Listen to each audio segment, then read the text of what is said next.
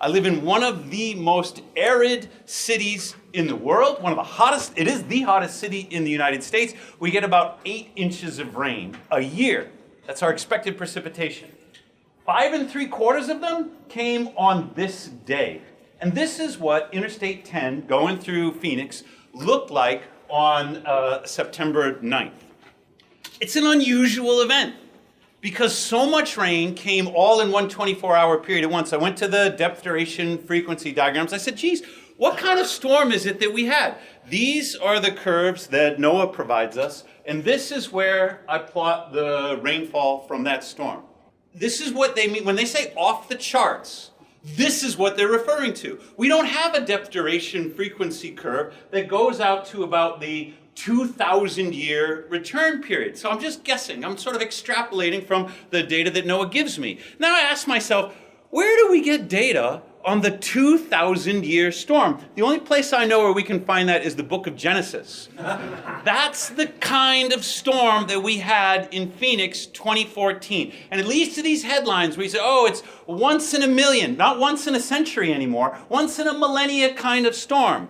This was the radar forecast for Arizona just 8-9 days later.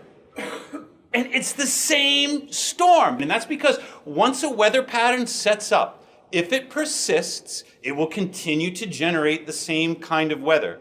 The point of the story from 2014 is things are not as they once were. When we go and make these depth, duration, frequency diagrams, we use historical data and we say, if the future is the way the past was, then this is what we'll expect from the future. But the future is not the way the past was. Nothing now is stationary. We don't have environmental stationarity. We don't have technological stationarity. We don't have social stationarity or economic stationarity. Everything in the future is changing in a way that makes it unpredictable if all we have is the past to base it on.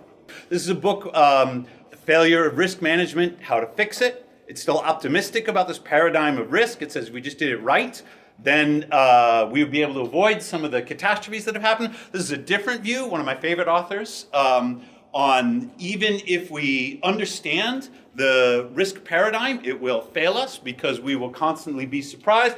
But the fact is that these more recent books, they're not entirely new.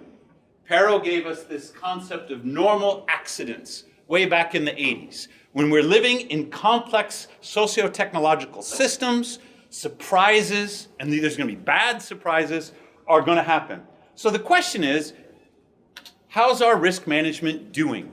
Can we just do a better job at risk and address these issues of non-stationarity and surprise?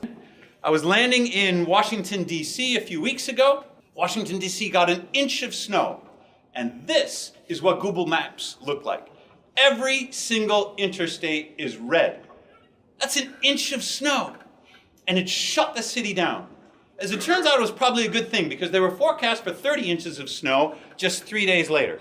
And they got 30 inches. So I was flying in on this Wednesday, and fortunately, I'm able to take public transportation to my hotel. We have a conference on Thursday. Everybody is trading stories about what a disaster their commute was the night before. By Friday, the entire town was evacuated because that's when the big storm was supposed to start. The experience that they had with the inch of snow was so bad that it was this minor catastrophe of lockup and accidents and property damage, but it prepared them for a much larger storm that could have been disastrous if they hadn't already been motivated by this experience. And I asked this question, how is our risk management paradigm working for us? If it were working for us, then we would be learning from our experience, we would be adapting our behavior and our models, and we would understand how to respond and prepare for these a lot better. Certainly, we figured out what to do with snowstorms, except Washington, D.C. was unprepared for a snowstorm that was even less than Atlanta experienced a year earlier. 3 inches of snow. This is the day after the snowstorm in Atlanta, and the interstate is a parking lot. What I find really interesting about this photo, think about it for a second. Both directions are completely jammed. Where are these people going? It's like this car is doing, I gotta get north. I got it. But this car's like, I gotta be south. They had children sleeping in schools overnight because they couldn't get the children home. 3 inches of snow. This is not supposed to be a catastrophe. The point here is that risk management is failing us. And I'm not saying we abandon it altogether.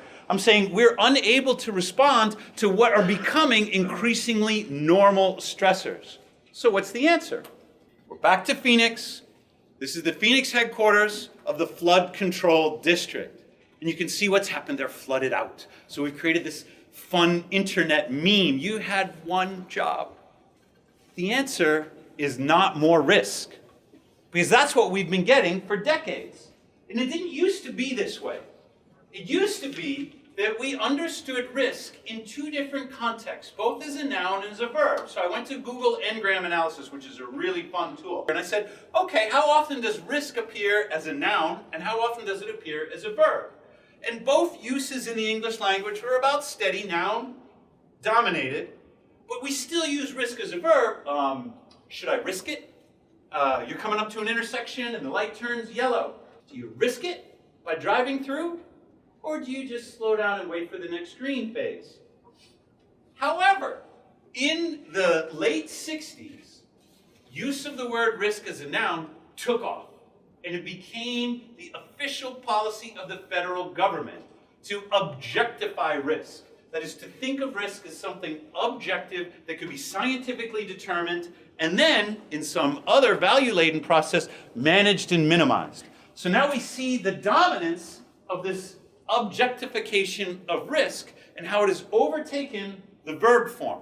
But when what happens after the dot-com bubble, after 9/11, what happens very recently is the use of the word risk at the time when you would expect people to be more interested in risk than ever has leveled off. So what's going on? If risk management is failing us, the answer we voted is resilience. And resilience is different than risk. We're not talking about risk anymore because inevitably things are going to break down. They are going to fail. Now what we need to do is minimize the adverse consequences of the failure and get things running back as soon as we can. So this is Presidential Policy Directive 21, and it says the official policy of the federal government is to advance the security and resilience of our infrastructure. Well, that's terrific. Wouldn't we like to do that? So what is this resilience that is the answer to the limitations of risk analysis? Well, resilience is also something that shows up in Ngram analysis, and it goes through this long period up to about 1880. The word wasn't used very much in printed English literature at all. But it entered the engineering lexicon as a material property. This material property which, it's not synonymous, but it's like elasticity. This idea that a material which can deform without breaking is resilient.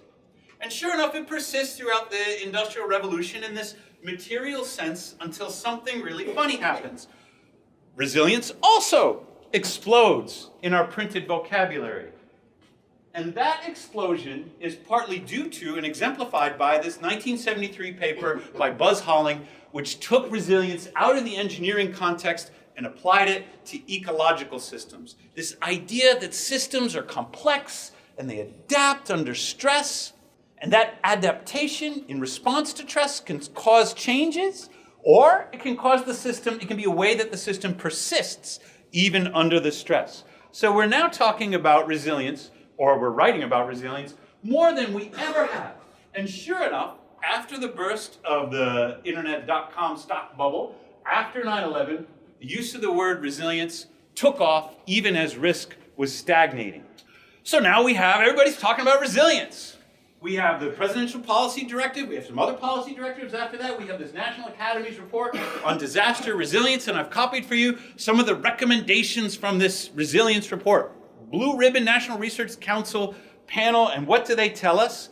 They say, well, we should invest in risk management. We should develop more quantitative risk models. Well, what the heck? If we've got a resilience panel, why are all the recommendations related to risk? And that is, we don't really know what resilience is. We sort of voted, we said resilience is the answer, but here the scientific establishment is lagging behind the policy agenda.